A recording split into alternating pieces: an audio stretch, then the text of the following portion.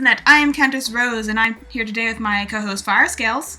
Hi, Paige. And welcome to Episode 3 of Two Mares Review Characters. So, we did a coin toss before we started the recording, so I actually get to go first this time. Yay! Yay! I thought it was going to be like always Firescales, but oh well. Okay. Okay, so you want to bring up my first OC? Good or needs work? Good. We'll just do the preferred ones first. Okay, this is my first OC I brought on this week, and his name is Calligraphy Stone. He is a adoptable species known as pond ponies. Ugh, I can't speak today. And he is a kind of spirit ghost keeper of the forest, are some of his aliases. I can't speak today. Firescales, help me. I can't help you from over here. Okay, let's start this again. His full name is Calligraphy Inkstone. His aliases include Spirit, Ghost, Keeper of the Forest, Figure in the Mist, and the one with the red ribbon. You can see the lovely red ribbon on his character sheet. Mm-hmm. And his basic story is he resided within a pond in the forest. Well, actually, technically it's a hot spring. That was quite famous for its stones that people or ponies would come and take the stones and use them to make ink stones, which are the stones that people use for like calligraphy, where they hold all the ink, which is kind of a cool idea. And because ponies kept on taking so many of these stones, the boundaries of the hot springs kind of kept expanding. Mm-hmm. So that like this hot springs expanded, and the steam from the hot springs just kind of made the entire forest really, really foggy and hard to see in. So it kind of became a treacherous area to go into if you didn't know what you're doing. Mm-hmm. Which some little ponies did. Some fillies and colts from the nearby village would sometimes go in and play near the waterfall. And one day, one of the colts fell in, and his friends couldn't do anything. But lucky for him, Calligraphy showed up to save him and bring him back to solid land. And the colts and fillies named him Calligraphy, and he mainly just was the person who would make sure that people didn't get lost in his forest/pond. And I just really like his character. So basically, he's more of a natural kind of backgroundish pony. Yeah, he's a very natural kind of backgroundish pony, and he has like this sort of wise sage like mentality. Like he just kind of lives off by himself, but he like is kind of a guiding force for people who come through his territory, so they pass through safely. Mm-hmm.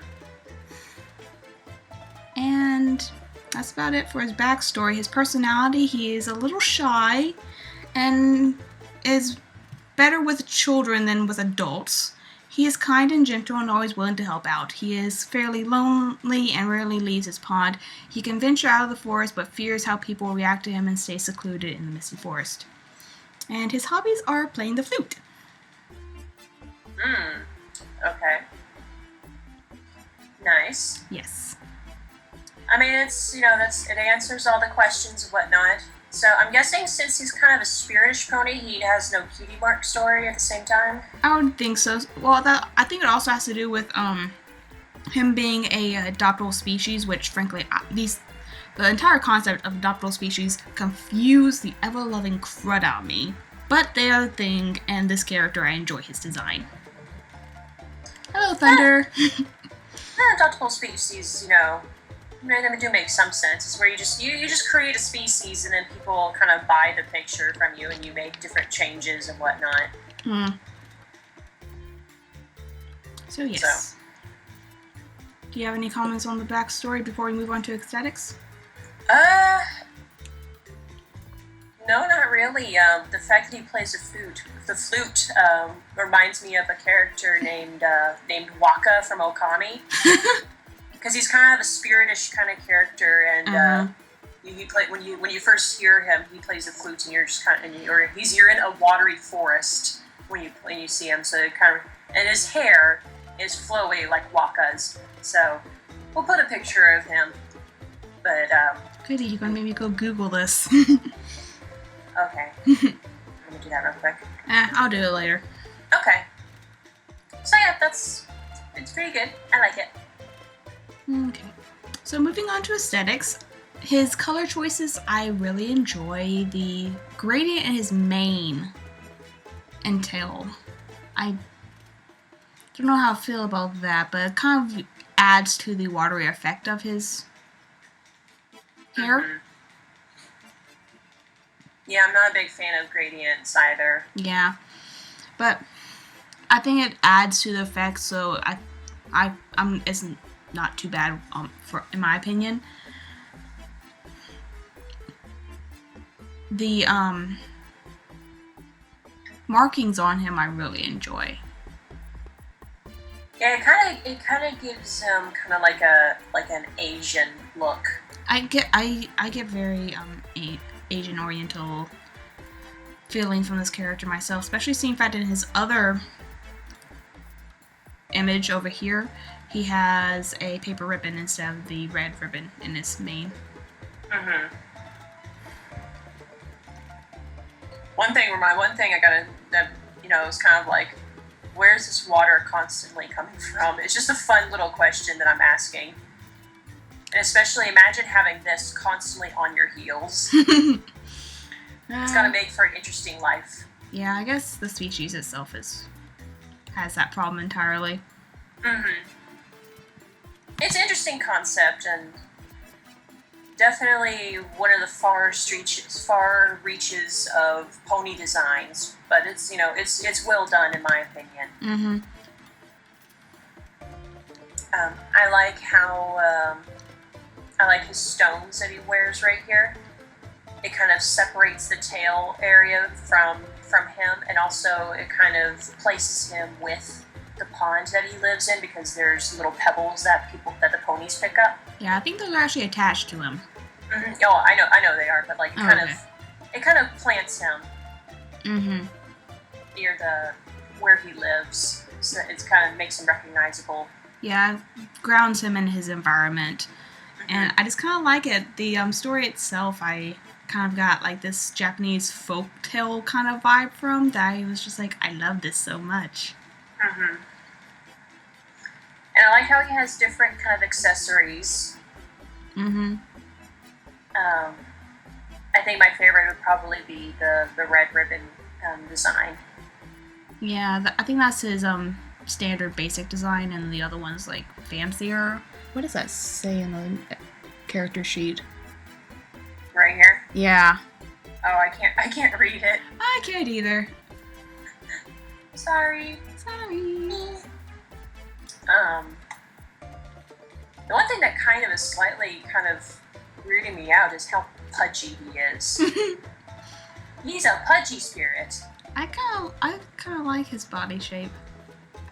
Kind of gives a soothing. He's not threatening at all. Mm-hmm. But he does look kind of fat, in my opinion. That's just me.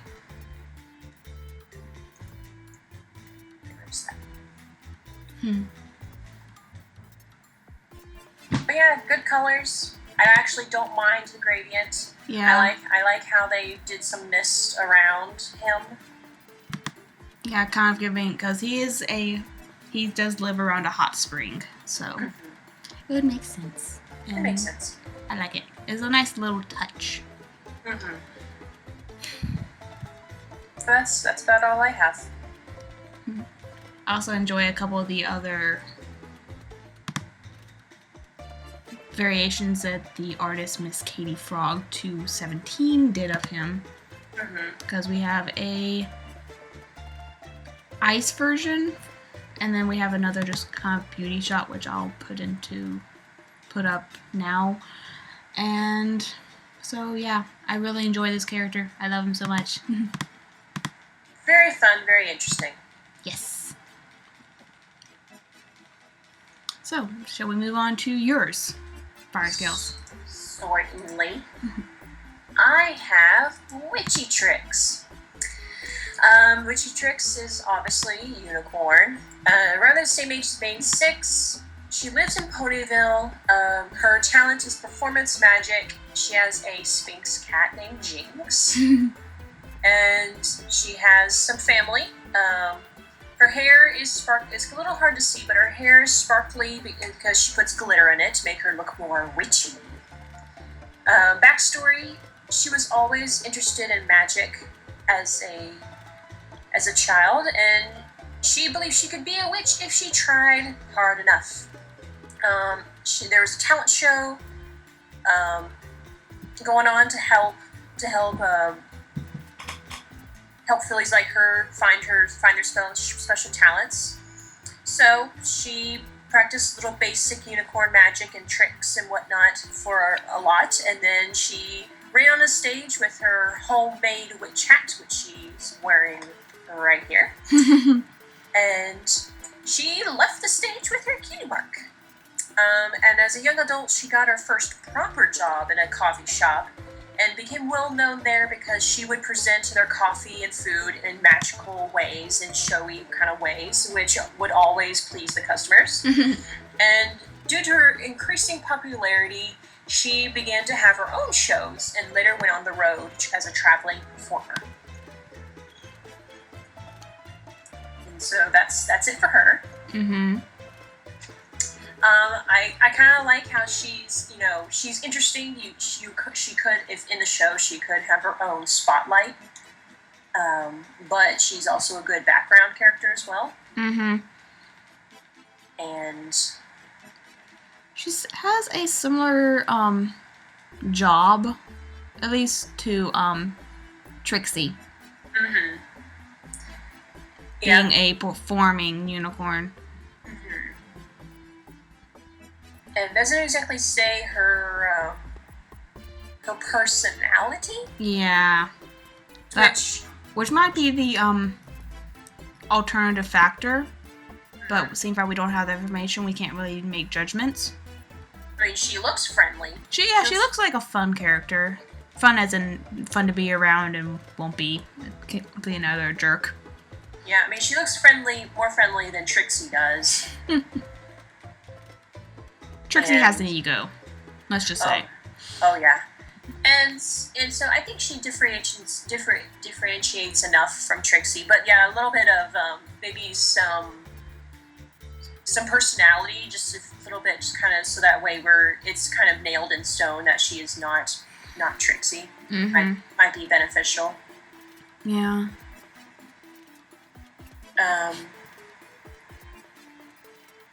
I mean, I like the Kingdom Hearts story. It's short and sweet to the point. Yeah, it would make sense that a pony that has a talent with performing magic or performance magic, period, would be able to find her talent at a talent show. Although, the whole aspect of the concept of a witch, I really think the better term would be magician, seeing that she's a traveling performer. I know, if she was a witch kind of thing, I would imagine her having dealings with, like, Sakura. Yeah. More tribal-esque. Or more stationary, coming to this person for, like, certain things. Mm-hmm. Not like, oh, let's go see this person, she does amazing performance. Mm-hmm. Although I still like her name, Witchy Tricks. It's a cute little rhyme. Yeah, I like it too. So I think, well, that's all I have to say on her backstory, at least. Yeah, that's it. I kind of like how she did, like, she got her key mark and then immediately started performing whatnot. I like how she kind of gently grew into her preferred job. Her passion. Yeah. And I like how she kind of had I'm doing this job because, I need to eat. Mm-hmm. I need to have a roof over my head. I don't know what kind of taxes Equestria has, but I'm sure it's somewhat similar. Yeah. And I liked how she integrated what she likes to do with the job that she had to take to be able to survive. Mm-hmm. And she made it work. Yeah. She made it fun for herself. And that's a very good outlook. Good outlook, good way to view things. Mm-hmm. I like her hat. It is adorable. I guess on that segue, we'll go over to aesthetics. Yes, we will. I like the hat too. I think it's quite cute, and I love how her ears poke through. I'm just kind of, but one thing I'm wondering about the hat is, where's her horn? It's hidden in the hat. Is it that big? It's a witch's hat, of course. Oh, okay. Wait a minute, I just realized we were talking about the witch and magicians whatnot, and it says right here, magician hat. That's so confusing. I don't think those two terms are interchangeable, are they? I don't think so. I mean, it could be, because I do admit, when I think of magician, I do think of a male figure. It's just that the first thing that comes to my head. Mm-hmm. And so like a witch kind of thing might be something, because when I think of a witch, I think of a more female character. Yeah. So that could be the reason, but it is a little confusing. A little bit confusing, but there are female magicians. Yeah.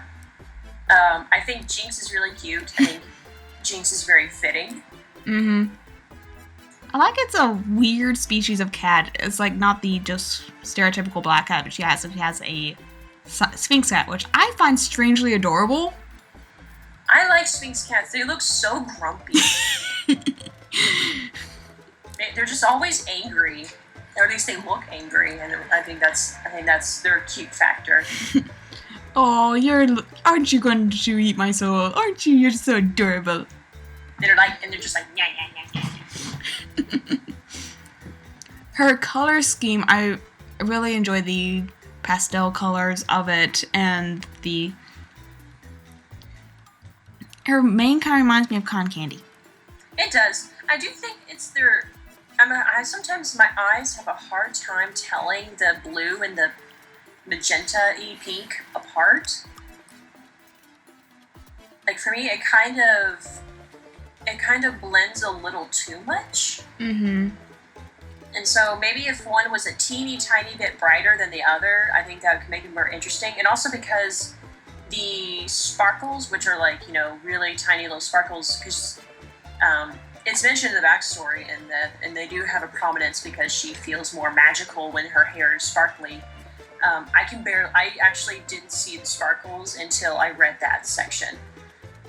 Okay, well, how would you brighten them up? Where's the... Okay, that's... I don't know if making it a bit more saturated will... That's it a little bit more saturated. I guess I'll just maybe put a little bit more color into it, I guess. Maybe if you go a little bit more toward yellow, because that's really starting to look orange.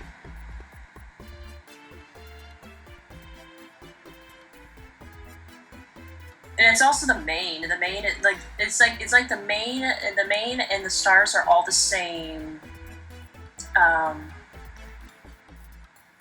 Hue? They're all the same exact hue, so it's really hard to tell one from the other. Mm-hmm. Why don't you try darkening up the blue areas a little bit? Alright. She got really blingy for a second. And darkening the blue. So kind of like down to there. Yeah. Scroll this a little bit.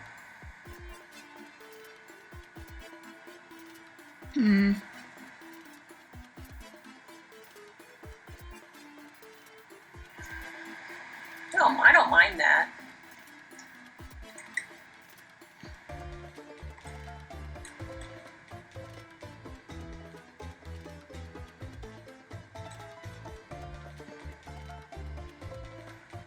Yeah, I don't mind that at all. It actually looks quite nice. I think playing with it a little bit better, because I think it might have been a little bit too dark for my taste. Yeah, that's a little bit better. But then again, this is our opinion and our taste are a big factor. Because now with the now if we take this, see, then that's the same exact color. Yeah, and it pops a lot better. There we go. Maybe just darkening up one of the colors. There's pop. Yeah, there we go. So you can play with that, Yes. That's one thing we recommend. I like the cutie mark. And I like how it incorporates the same colors. And it's very simple. I like the use of negative space within the little swoosh, like right there. Yeah, right there. And I'm appreciative that you did not add outlines when you actually put it on her. Yeah, I appreciate that too. I'm getting like some very nostalgia vibes from her choker necklace. Yeah, I like her accessories, her gauge. And heavy eyeliner and her choker. I think that it all fits her very well. Did you wear one of those back in the 90s? I don't think so. I don't think I was allowed to. When I got older, I started wearing some chokers. Oh man, like I just remember like those plastic ones that had that similar design. My mother hated them. Tried to throw mine away and I kept on finding them. I was like, ha ha ha, not so fast. Very sweet. Well, that's about all I have for her. Yay. So, good character. We like it. Okay, so I guess it's my needs work characters up next, so let's bring up the original picture first. So, this is Sky Lily. She is a hybrid snake pony.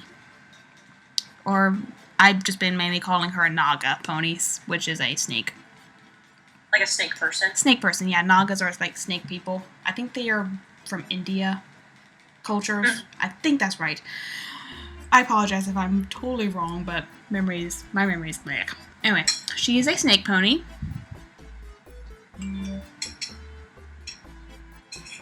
You're popular today. Okay. Her backstory is when she was a baby, her parents were killed by a manticore, and while her and her family were traveling through a forest when she was a baby, a manticore attacked her father first, and her mother tried to hide her. And in the description is like long story short, her parents died. Next day, a mare came through the forest and found her parents and suddenly heard her crying. When she found her, she took her back to her cottage, which is on the edge of the forest, and named her Sky Lily because she was the color of the sky. Years later, Sky Lily had been living with this mare whose name is Lilith, and they were very happy until one day Lilith got called away for some reason. And she just left Sky there, just like, take care of the house, I'll be gone for a minute, I'll be back. A year later! Oh, wow.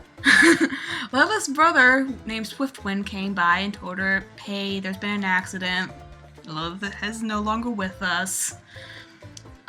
So, hearing this news, Sky was very scared and frightened, and she slithered off into the forest. And she found a small grove where she decides, like, I like this place, I'm gonna stay. And she still lives there. She sometimes ventures out and plays with the little fillies and colts near the edge of the forest. But she avoids Lilith's old cottage, seeing that it still brings back sad memories for her.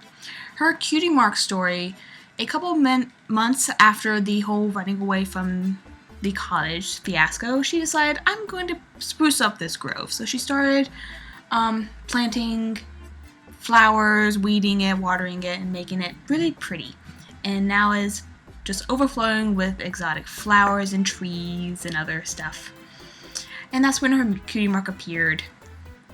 And sometimes late at night, she will sneak into the nearby village and plant more of these exotic flowers of hers so that other people can enjoy their beauty. So, in short, her talent is gardening. Her personality is shy, mysterious, funny, good-natured, doesn't like to see when others trod on plants. She can be really scary when angered, but that motherly type. So she's like that stern mother, apparently. She also apparently has a friend that's a cricket. Okay. So, in short, That was all over the place. Oh, yeah. I felt like this is a skeleton of a story. It just needs to kind of be expanded upon. Because this is an entirely new species, and I would love to, know the workings of their society, even though it's technically choose an orphan raised by a regular pony. Mm-hmm. It's like, I don't understand what, some OC backstory writers were like, oh, she's an orphan and she found this nice person to live with and that person died. Yeah, it's like the likelihood of that happening is really, really slim. I don't know. It's an interesting species combination. I just like Nagas.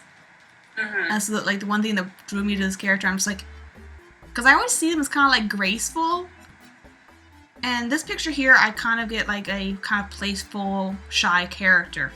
So yeah, that's the thing. According to this picture, I don't get stern mother at all. Yeah, I get shy, playful.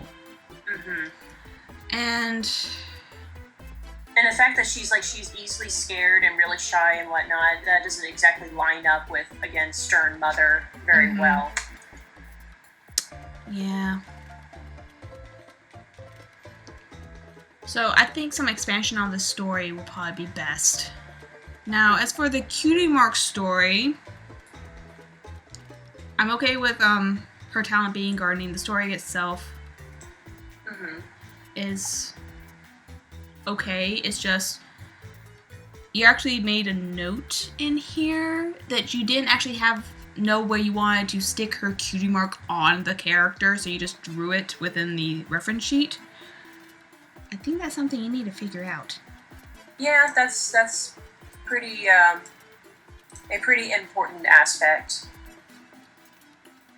Yeah. I mean, if anything, if you insist on having a cutie mark, it would probably, because normally the hips is when most, in terms of mermaids and nagas and whatnot, the hips is when the transition begins. Mm-hmm.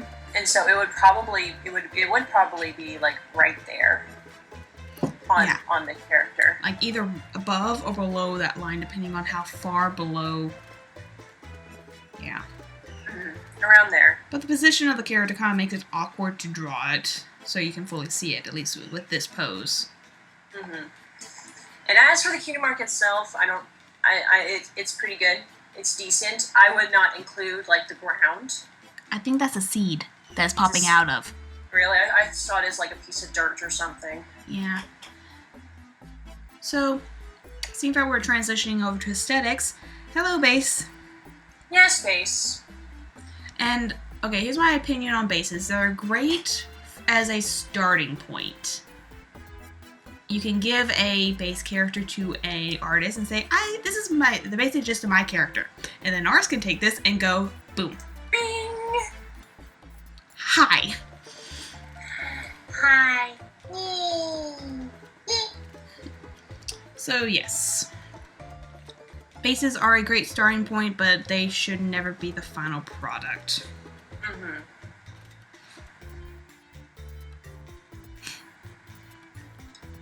We no like bases. They're a good tool to start out with.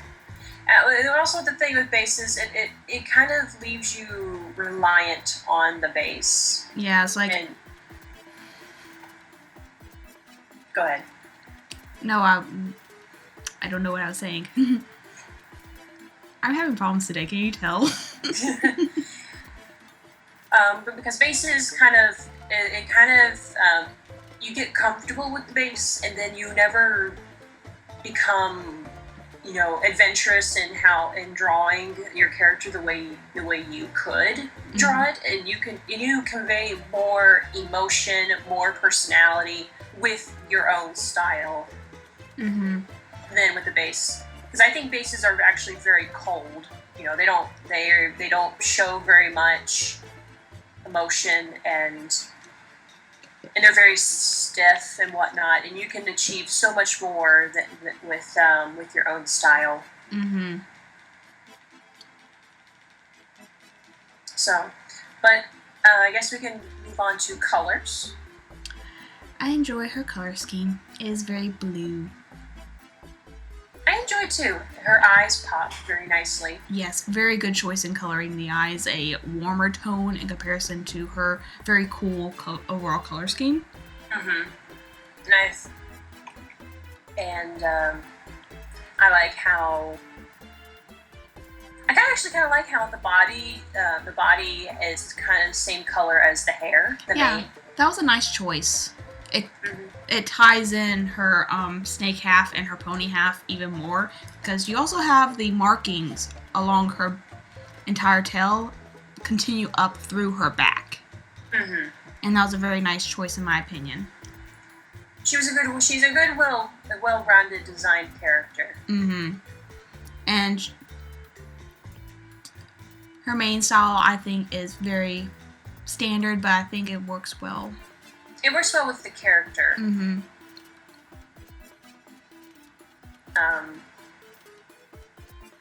If you ever write a story with her, I would love to read it.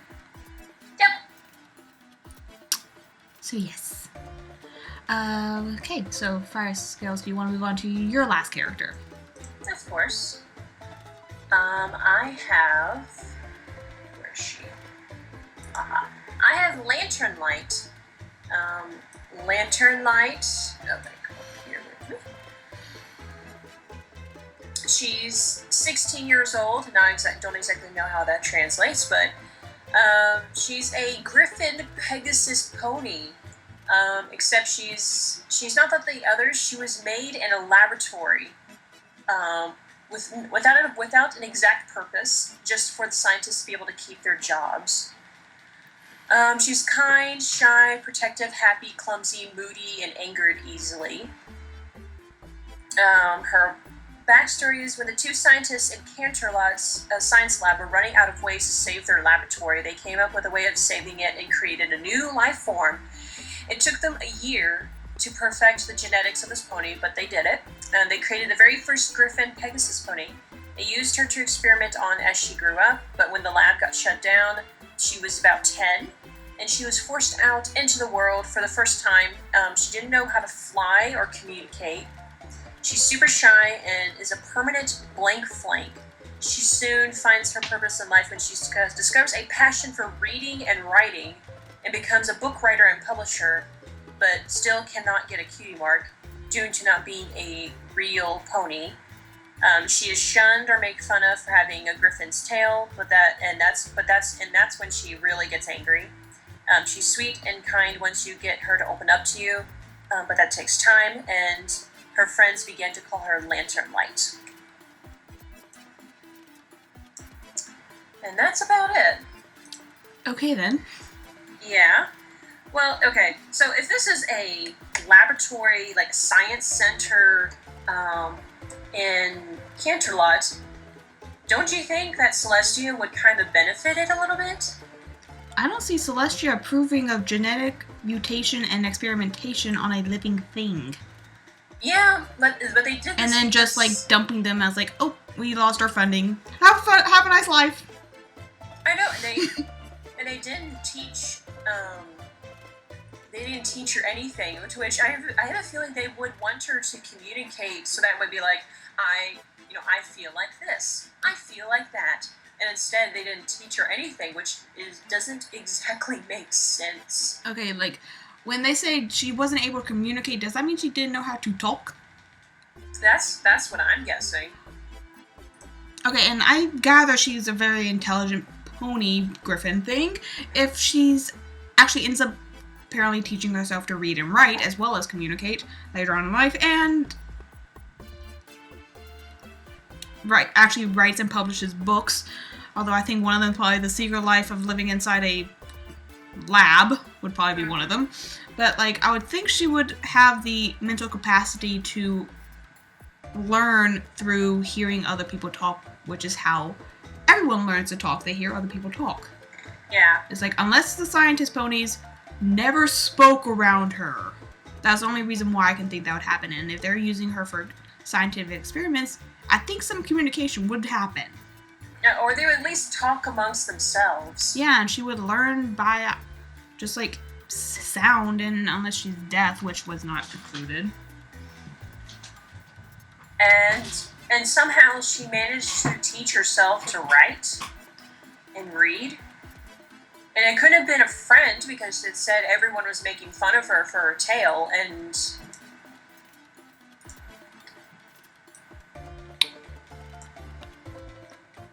it's... My brain. Yeah, the story needs a little bit of rework. Is this an AU? It does not say. If it is, I'm not seeing it. I do not see Canon Celestia approving of this within her capital city. Well, because, like, they did this to save their job. So technically, they wouldn't do this normally. Well, Frank, we're going to be losing our funding. What do we do? Let's make a new species. Because we can. Okay. And they still lost their funding, and they was like, well, crap, that didn't work. Sorry, kid. You just kind of got the short end of the stick. Have a good life. I know, and, like, even if this was kind of done behind, like, under the table, if Celestia found out, she still would have been like, okay, you are illiterate and you can't, read or write. So, I have a feeling Celestia would have extended her hoof in friendship and say, come, I'll hire a tutor and teach you, or at least she would have sent her off maybe to Twilight. Or like, Twilight would have helped and whatnot, but they would not have just like, okay, bye. Bye.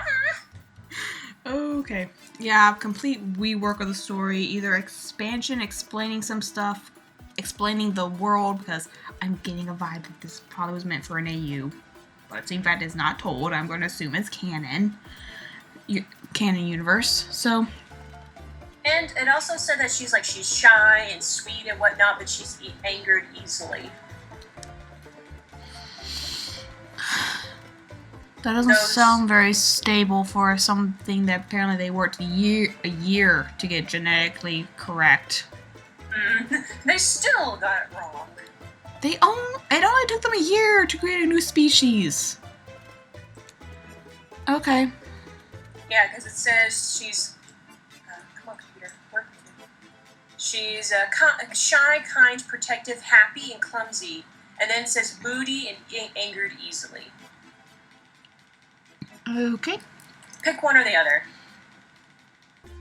And because those two contradict all very much. Mm-hmm. So pick one.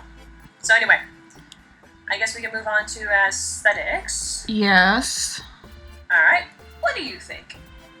That tail reminds me of Lightning Bliss. Boop! I am the true Alicorn. Yeah. I don't know what it is. I think it's just because Lightning Bliss, she was the first OC I saw with that tail, and whenever I see another OC with the lion tail, I always think of her. Yeah. Although I can guess that she got that from her griffin half. Yep.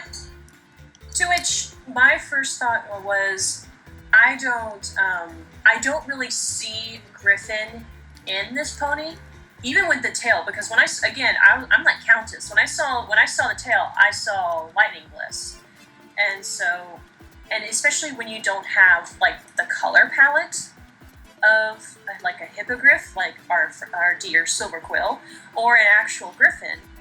and you don't have any feathers besides your wings and whatnot, I did not get, being half griffin whatsoever. Yeah, griffins usually tend to have a more realistic color scheme instead of their pastel equestrian brethren. Mm-hmm. And so, I mean, like, in terms of the pony part half and whatnot, I actually like this blue.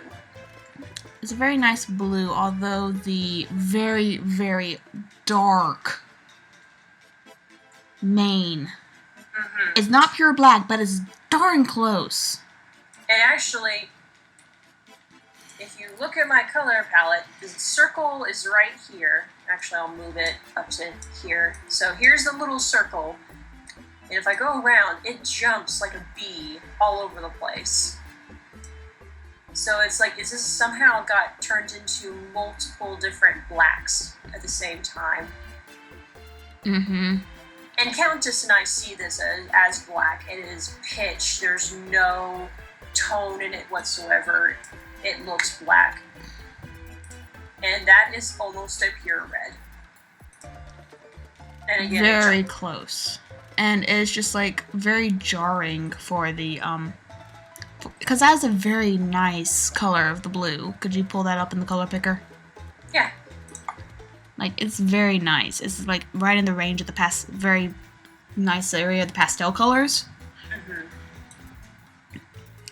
And then just like the contrast with a very bright saturated red with such a dark black, it just kind of throws it off. And then, like, her eyes. What color are those? I'm having trouble. I think they're like a deeper blue. Yeah, they're very dark blue.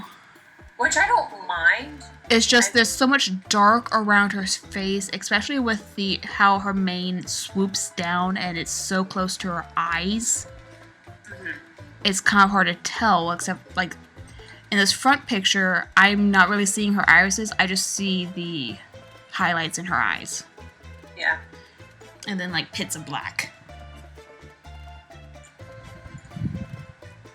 So this might be a good opportunity for you to bring in the griffin aspect of her by maybe making it kind of this white that Gilda has. Or maybe like a reddish brown or something like that, and that could really complement this nice powder blue that you have going on. Well, like, if she wants to keep the red tones of it, maybe she did like a reddish gray as it goes up. You might like that. Yeah, maybe.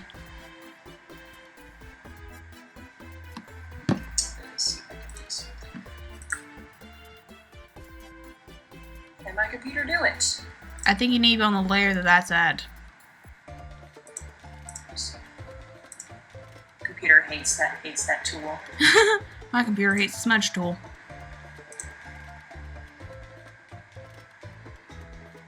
Can it do it? No, it can't.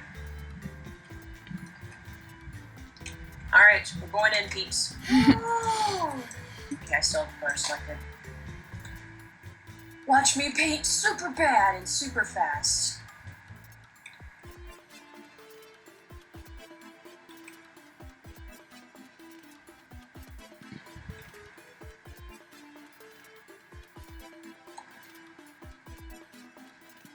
So, and I think this powder red kind of really really works well with the powder blue that's going on.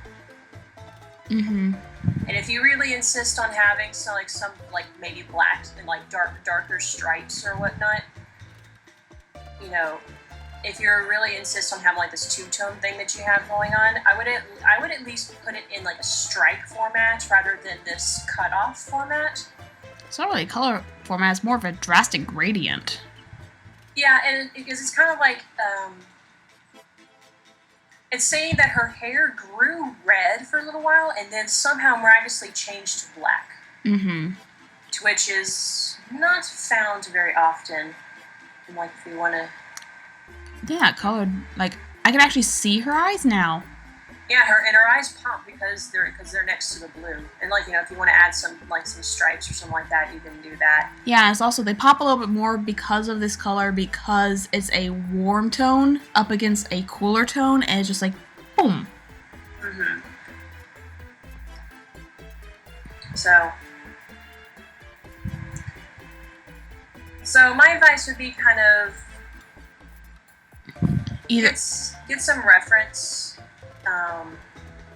and whatnot, kind of, because I don't see I do not see Griffin at all in this character. So, but another thing, this is a base. Oh yes, it is. And so, like we discussed with Countess's character, don't be afraid to, again, they're a good starting point, but then have fun with it. I drew this in about 5 minutes. 5-10 minutes. It was rather quickly. Yeah, and I incorporate this, like the mane and the tail. Another thing is, like, if you look at like Gilda's tail, like the tip of the tail where it's fuzzy is different color than the body itself, and that might also attribute to why I did not see Griffin at all. Mm-hmm. So if you made it a slightly different color, that would help. And also, you have an opportunity to use like some fetlocks, because that's what Gilda has, and so you can utilize that. You can have bigger wings because you are half Griffin, and you can be a little bit more fluffy and fuzzy along your coat. So you have an interesting opportunity to really kind of push this character. Mm-hmm. But as of right now, I just see like an ordinary but weird Pegasus. I don't see Griffin that much at all. Yeah. So overall, I think the whole raised in a laboratory backstory, as well as how she came to be, and then like the choices that you made with her design don't really make much sense when it comes to that backstory. Because if she's like a genetic hybrid created in a lab, you can go all kinds of fun, weird stuff with her character design. She's in science experiment. You can have fun with her design. It doesn't have to be a base. You can make it weird, but in a believable sort of way. Yeah. So, that's all. Fun. This is a fun thing to do.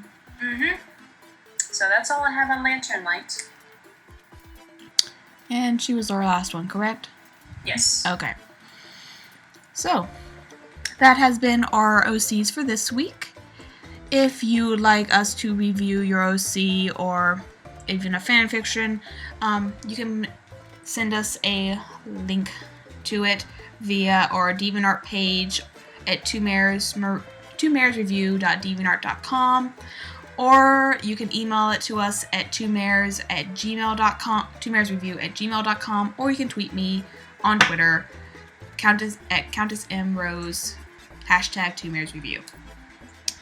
So, until next week, or next time, I am Countess Rose. And I'm Fire Scales. Have a good day. Yay!